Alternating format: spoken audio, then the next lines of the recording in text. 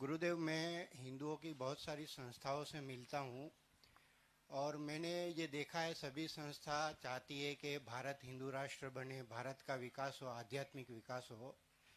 लेकिन सभी संस्थाओं में सामंजस्यता नहीं होती। सब अपने अपने स्तर पर अलग अलग सारी संस्थाएं काम करती है। तो ऐसा क्या हो कि सारी संस्थाएं जो बड़ी बड़ी है काम भी करती है, लेकिन एक साथ आने की वजह से उसकी आवाज़ बुलंद होकर पूरे विश्व में नहीं पहुंच पाती। पूरी पीठ से लहर चली थी व्यक्तित्व के ख्यापन के लिए। हम हिंदू राष्ट्र बनाएंगे, हिंदू राष्ट्र। नेपाल की बात मैं कहता हूँ, एक जिले में 5-7 व्यक्ति होते हैं, शासन तंत्र से मिले होते हैं, शासन तंत्र चीन से मिला होता है, और वो कहते हैं कि मैं हिंदू राष्ट्र बनाऊंगा, मैं बहुन्यायकवाद। समझ गए ना? तो बना के देख लें हिंदू राष्ट्र, बना के हिंदू राष्ट्र देख लें, बनता हो तो उनके द्वारा बन जाए, मुझे क्या आपत्ति। मैं तो से नहीं चाहता। मैं एक संकेत करता हूँ। भगवान शंकराचार्य के 4 शिष्य, फिर बाद में 6 और हो गए, 10 से काम बन गया। सबको बटोरने की जरूरत नहीं, सबको भगाने की जरूरत नहीं।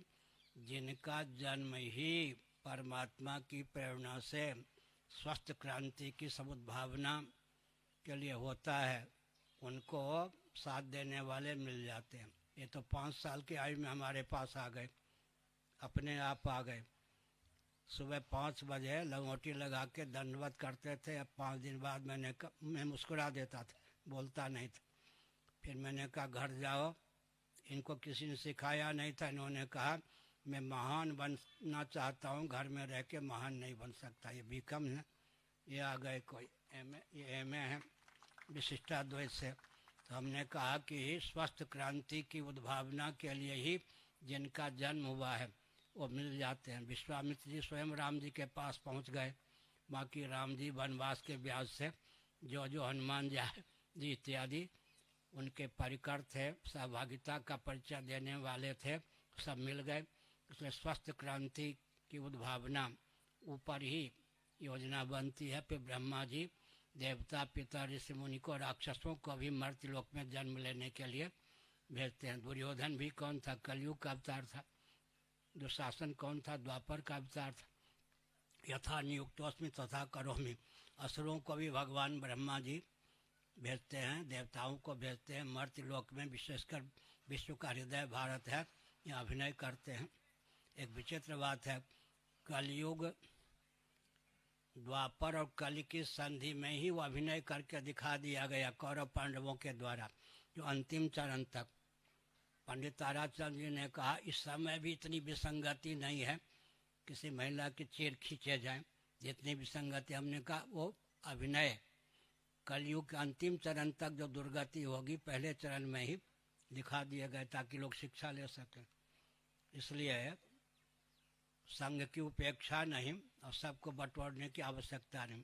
जिनका जन्म ही स्वस्थ क्रांति की उद्भावना के लिए होता है, वो आपस में समय पर मिल जाते हैं, अपनी भूमिका भी प्रस्तुत कर देते हैं।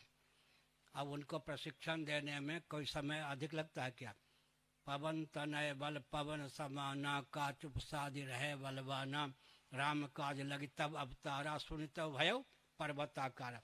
कितने घंटे लगे? कितने वर्ष नहीं, कितने घंटे नहीं, 5-7 मिनट में बस जो शक्ति होती है वो प्रकट हो जाती है जिस काम के लिए। हनुमान जी थे ना, बच्चे तो चंचल होते हैं, ऋषियों की लंगोटी फाड़ देते थे, तुलसी आदि के बिरवे नोच लेते थे।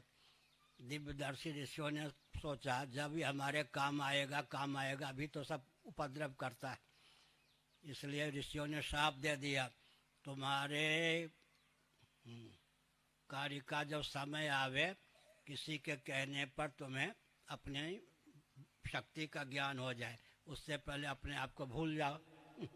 इसी प्रकार से हमने संकेत किया, कोई सबको बटोरने की आवश्यकता नहीं होती है। स्वस्थ क्रांति की समुद्भावना के लिए जिनका जन्म होता है वो सब मिल जाते हैं, समय पे ही मिलते हैं, आगे पीछे एक क्षण भी नहीं। स्वस्थ क्रांति हो जाती है आगे।